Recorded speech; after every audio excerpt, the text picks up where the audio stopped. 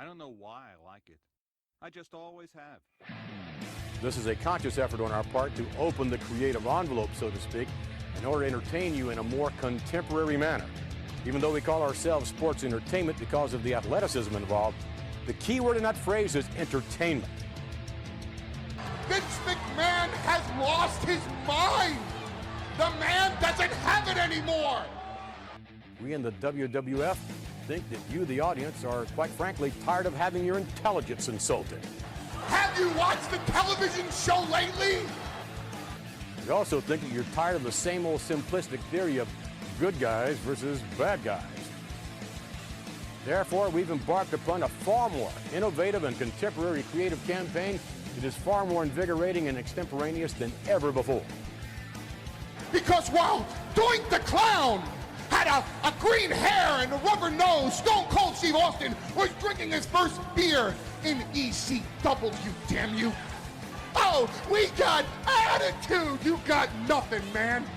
As the times have changed, so have we. Hello there and welcome to a WrestleMania Eve Beyond the Beermat special. We're officially sort of back-ish given the fact that we actually had a podcast earlier this week, and basically we're very much intent on jumping around the bandwagon of wrestling being slightly popular for 1 week in late March, early April. So WrestleMania being what it is, hashtag Beyond the Beermat, jumping on the bandwagon, hashtag follow the Beermat on all social networks. My name is Stuart Quigley, and I don't have anyone with me today because what we've got is the first of 2 podcasts that we're going at this evening, the day before WrestleMania. We are, as I said, going all in on this idea. You're so looking forward to WrestleMania, but in this instance, in this day, we're going to get into a topic that I wanted to talk about, and quite frankly, because I have to bury my co-presenters, they're not worthy of being here, which is to say they weren't available for a few beers this afternoon. WrestleMania as a headline event, the sort of ending of the story, if you will, and as I really don't want to say storyteller because that makes me sound even much more of a wanker than I actually am, but as someone that has, and if you've listened to this podcast regularly, then you'll know that I do fantasy book on the rec, so it's annoying, but it's just a fact. The idea of whether you're able to tell a story or not, specifically with wrestling, and when it comes to WrestleMania, everyone has their own ideas of how the story should be told. And most of that goes down to the fact of WrestleMania is the conclusion.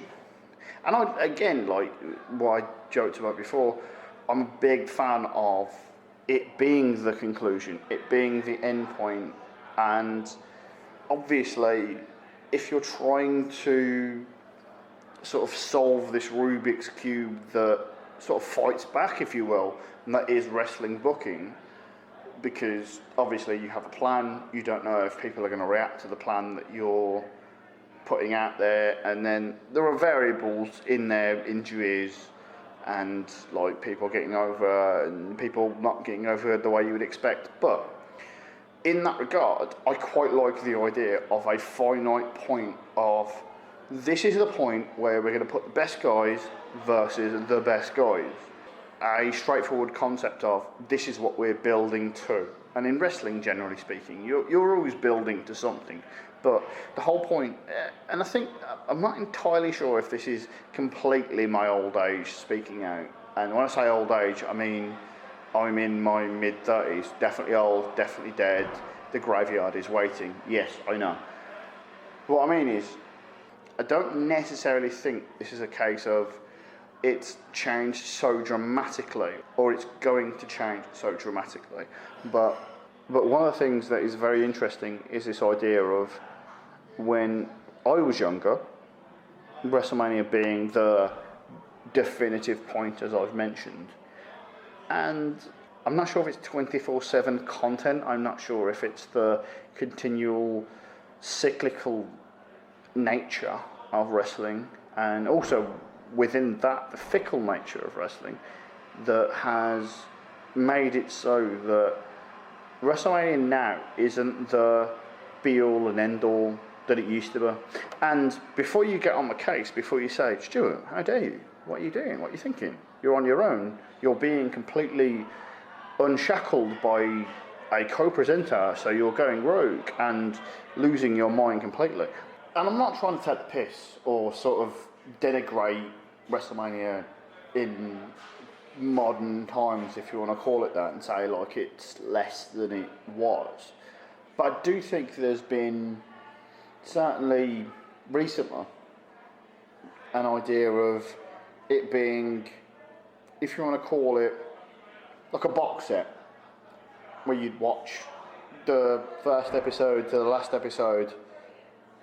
You could sort of do that with wrestling up until a certain point, and WrestleMania would always be the season finale, and you get your sort of enjoyment for having watched the rest of the year and followed the storylines from April to April in that point.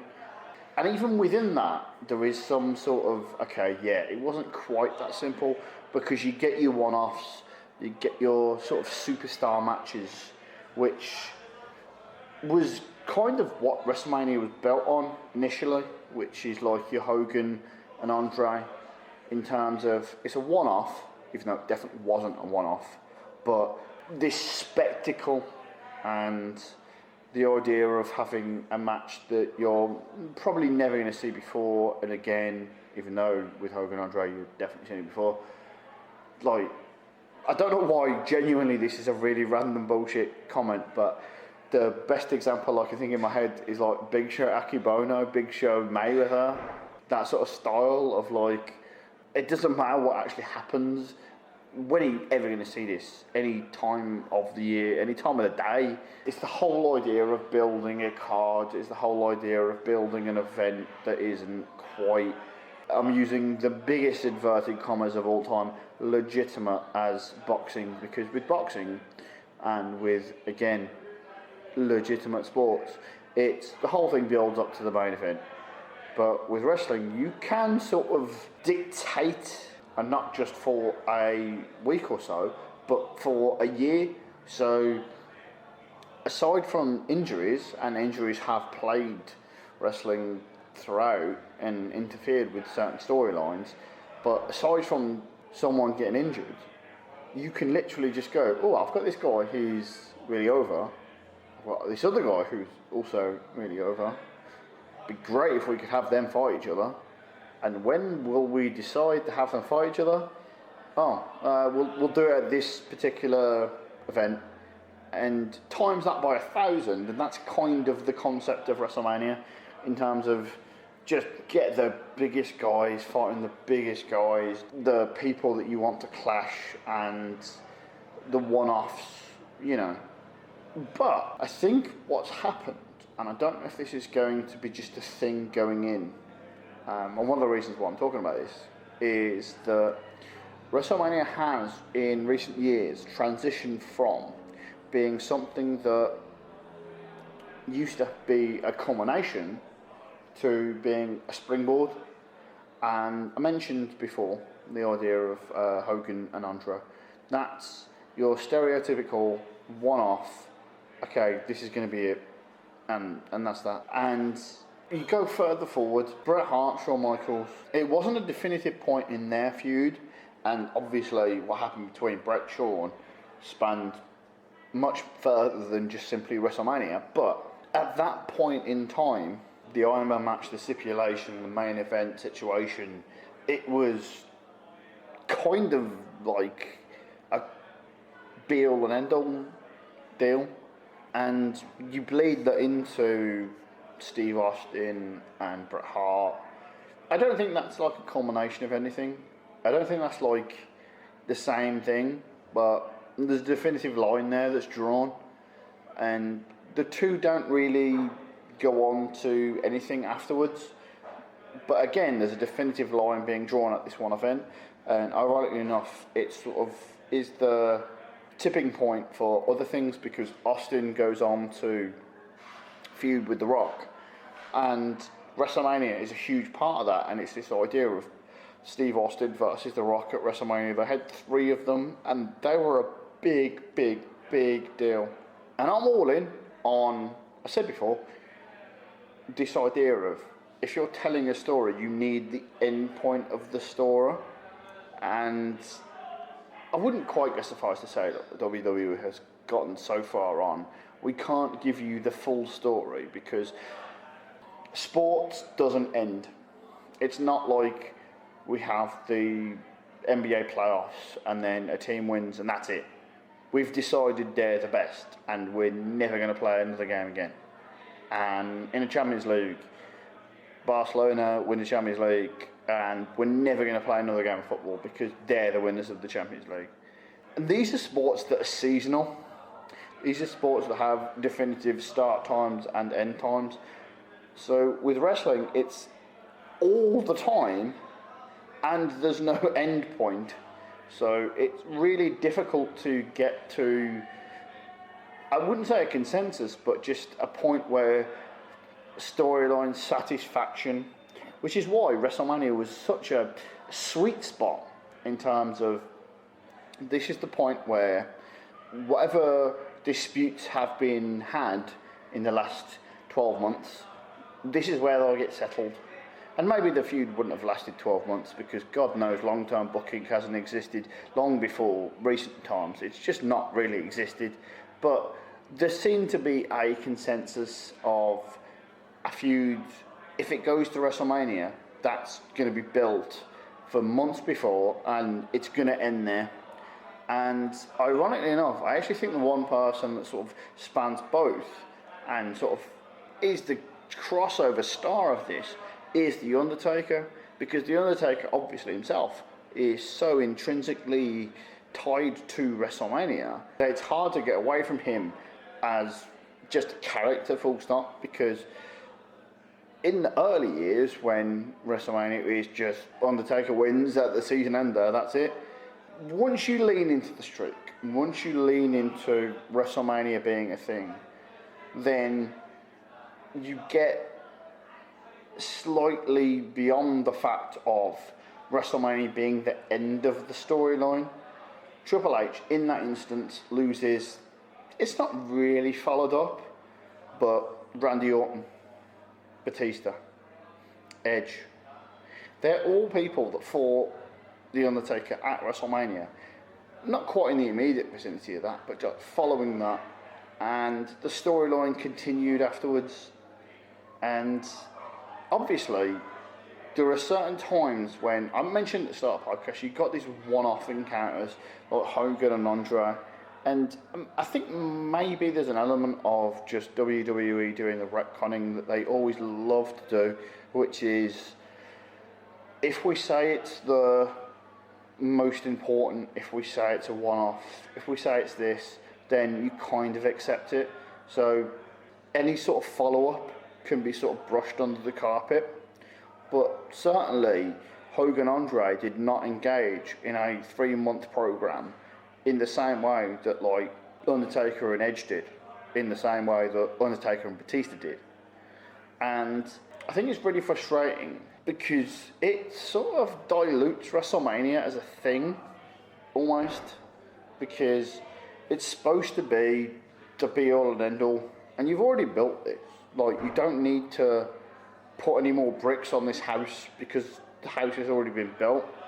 So the idea that when you've got this, oh my God, amazing event, and this is the only time you're going to see this match, and then you see it 4 or 5 times afterwards, that's slightly disappointing.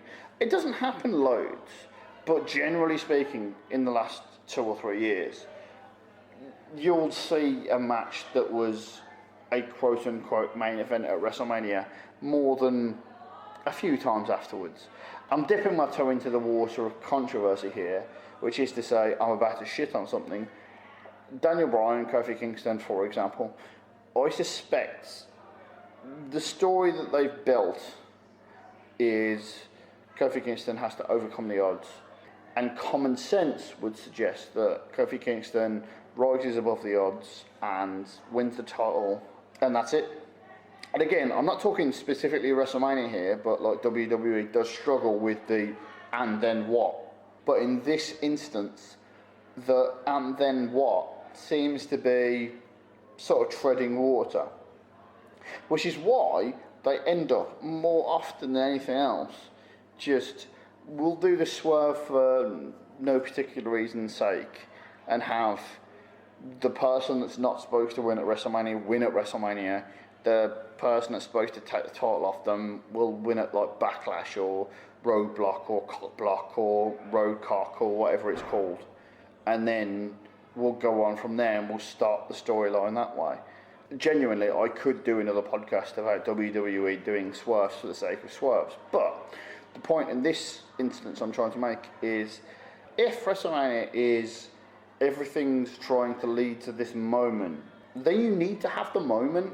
And it's difficult because if you want to try and drag out a feud that hasn't really had the legs because you've tried to keep these two people apart.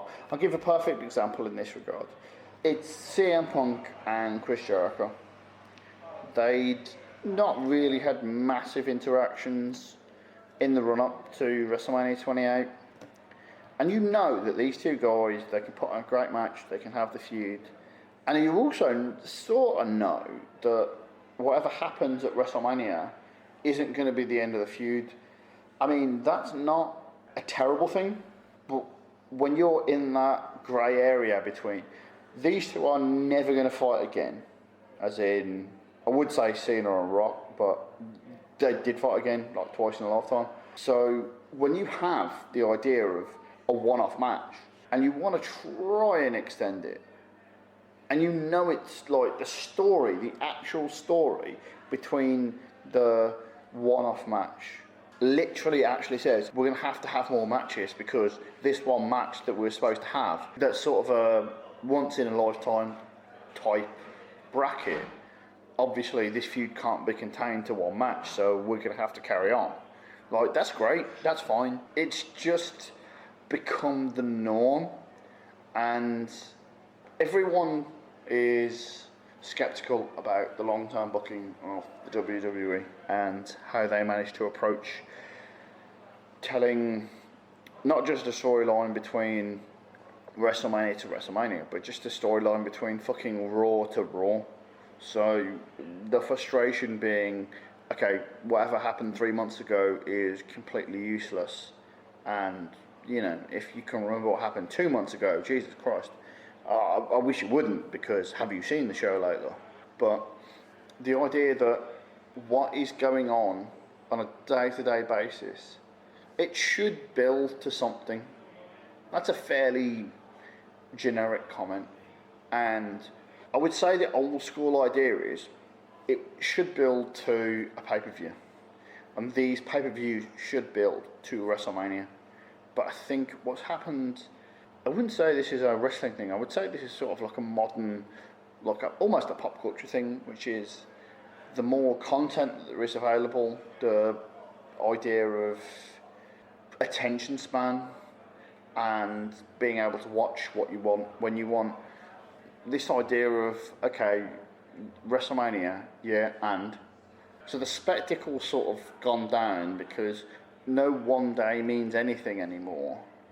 The following night on Raw, things are going to happen. I do actually wonder whether that's sort of part of it as well, because you've got the anticipation, and anticipation is, as a concept, fundamentally interesting because you're literally going, I'm looking forward to this. It will either exceed my expectations or meet my expectations. And when it comes to wrestling, how many times does it actually meet expectations? So you go into WrestleMania with these expectations. We've been trained on the idea of the cycle from Mania to Mania. And even less so these days, because it's Mania to Everything's irrelevant up until about SummerSlam. SummerSlam's slightly relevant. Then you get like a month or two where people pretend to be bothered with Survivor Series, and then you sort of, if you hang in there, you get to the Rumble, and when you get to the Rumble, that's when WrestleMania is built. Ironically enough, the one Mania to Mania build is John Cena and The Rock, which I just mentioned, but like, that gives me a headache just thinking about it. But in terms of the actual cycle, WrestleMania as a point becomes less important because it's a cycle. It's honestly really difficult to put your head in the vice, if you want to call it that, because the less importance you put on WrestleMania being a point of, okay, this is it, then the more sort of normalised everything else becomes, and the more generic everything else becomes. And I'm kind of reaching here, but I think this is a fair comment. This is sort of a chicken and egg situation here, but The Undertaker, which I mentioned before, who I definitely think is so heavily involved in this sort of scenario, if WrestleMania isn't as big as it is as a concept, then the Undertaker streak doesn't mean as much. Like, imagine if there was a gimmick whereby, like, oh my god, Braun Strowman's won at bragging rights 15 years in a row.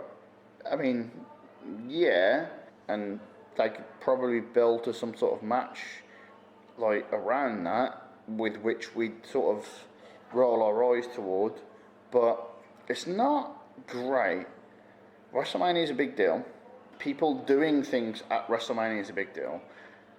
It's just a strange switch in the last 6 years that has gone from everything's going to end here. If these two lads, I don't know, let's say some guy by the name of Chelsea Hooligan is going to fight some guy by the name of Chuck Utamona, who cares? But if Chelsea Hooligan fights Chuck Utamona at WrestleMania, then by default, it makes it more of a big deal. If Chelsea Hooligan and Chuck Utamona fight beforehand and afterward, it kind of makes it less of a big deal. And that's what's happened since. A lot of the problems have been self-inflicted in the sense that these feuds that we've invested so much time in, even if they've not really been bigged up in the way you would like them to be, I think the cop-out is that we can throw two guys together, put them at WrestleMania, and the simple law of the fact that they are feuding at WrestleMania means that they can feud afterwards. And to a certain degree, that's fine, but I think the frustrating part is the idea that it's going to work both ways, because I want my WrestleMania match to be something that I'm not going to see for 364 days of the year. I want my WrestleMania match to be something that I'm going to actually go out of my way to be like, fucking hell lads, oh, this guy's fighting this guy, this is the one I want to see. And ironically enough, the match I would use in this comparison is the one I've used earlier, which is Kofi Kingston versus Daniel Bryan, because it feels special, not because it's the most high-profile match of all time, but because it's a match that, while you could have seen it on any given SmackDown, while you may have seen it on any given SmackDown, you haven't. And once they dangled the carrot of, I mean, let's face it, Daniel Bryan versus Kofi Kingston, yeah, great, it's going to be what it's going to be, but we could have seen that at any point in the last 6 to 18 months on SmackDown. And actually, I think if you go back through the records, you probably have. But the fact that they just turned around, added that slight twist to it of, you're not going to see this. Yeah, I don't want you to see this. Suddenly everyone wants to see it. And it's an instance where you go, oh, you're not going to see this again, because why would you see this? like the quote-unquote powers that be don't want you to see this. Vince McMahon doesn't want you to see this. And there is an element of that does worry me in terms of Daniel Bryan winning for reasons of just reasons.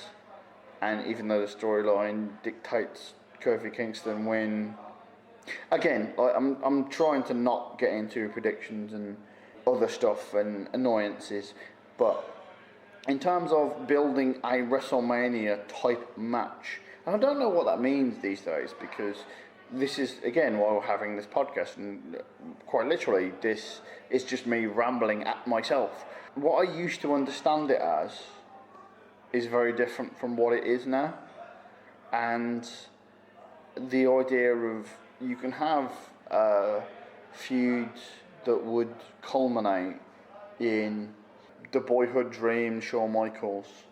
This isn't that long ago, but the John Cena winning the world title and celebrating in the crowd, like, that doesn't feel like an ancient WrestleMania, but it's still that moment and it's still that time. I think the problem you've got ultimately is that WWE has a, I don't want to say problem, but certainly reluctance to give away moments. And I was going to say give away moments when they're not deserved, but moments in this industry are deserved, which is, you know, like the Daniel Bryan storyline where he goes through what he goes through and then he wins the world title at WrestleMania 30, and, you know, that celebration, you just think, oh, okay, that's a definitive storyline from front to back. Unfortunately, there are two things about that. Number one, it's not a planned storyline, they just happen to stumble upon that. And number two, because of the nature of wrestling, it ends up being a bittersweet ending because he has to give up the title in like a month or two. I think ultimately, to wrap this up and bring this to a close, is the idea that WrestleMania to me will always be my end game. And I'm not referring to any sort of Marvel film, although Thanos versus all the Avengers in a handicap match sounds like something that WWE book. And it's up to the WWE, ultimately, to give us the moments that I'm talking about. And whether they put the emphasis and the importance on the WrestleMania moments or moments on Raw. And fundamentally, like, they have sort of gone all in on the idea that the Raw after WrestleMania is such a big deal that it kind of usurps the idea of anyone making a surprise appearance at WrestleMania. I don't know how that works, I don't know how that translates, and you might get better pop and maybe career from someone, shall we say, answering Kurt Angle after he's beat Baron Corbin in 2 seconds than you would on the Raw after WrestleMania. But again, that is sort of the fantasy booking times 1,000. But at the end of the day, like, the Kurt Angle thing is a really good example of a definitive something. WrestleMania isn't the day where everything is on the line. Because, well, technically these days it is, because, fuck me, was it 17 matches, all the titles? But it's meant to be the day, the moment, the event where the most is on the line. Not just titles, but emotion, and like the Kurt Angle, oh, please don't let it be Baron Corbin, for the love of God. It can work, it's fine, but you need to give me a reason to care afterwards. And I am slightly reluctant to jump on board something that starts at WrestleMania and then ends at SummerSlam. They've done this a lot, this idea of, okay, we're going to start something here and end it there. I very much love WrestleMania being the full stop of the sentence rather than the colon. And that's not a reference to Carlito and or any of his family. But if what we get tomorrow is anything like what I've described, Some of it will be entertaining, some of it will be intriguing in terms of, because what I said, like, wrestling doesn't stop. It needs a further push, it needs this, it needs that. And there need to be things that happen at WrestleMania that make you go, okay, what's going to happen on Monday? But I'm hoping for, specifically this WrestleMania, where certain storylines need a definitive sort of underlining and curtailing, which is to say the McMahons don't get involved through sexism and or racism. I'll just let you work out the dots in between there. And if we can move on in a way that makes SummerSlam mean all the more, then even better. But I'll hold my breath, and you know, I don't have to hold my breath that long because we're literally on the doorstep of WrestleMania. 24 hours. Thank you for listening to this special episode of Beyond the Beermat. Don't hold your breath for 24 more hours, by the way. That would be bad. We'll catch you again later today because we've got another podcast coming out, and tomorrow we've got another special podcast coming out. We are absolutely spoiling you, and we'll see you again very soon.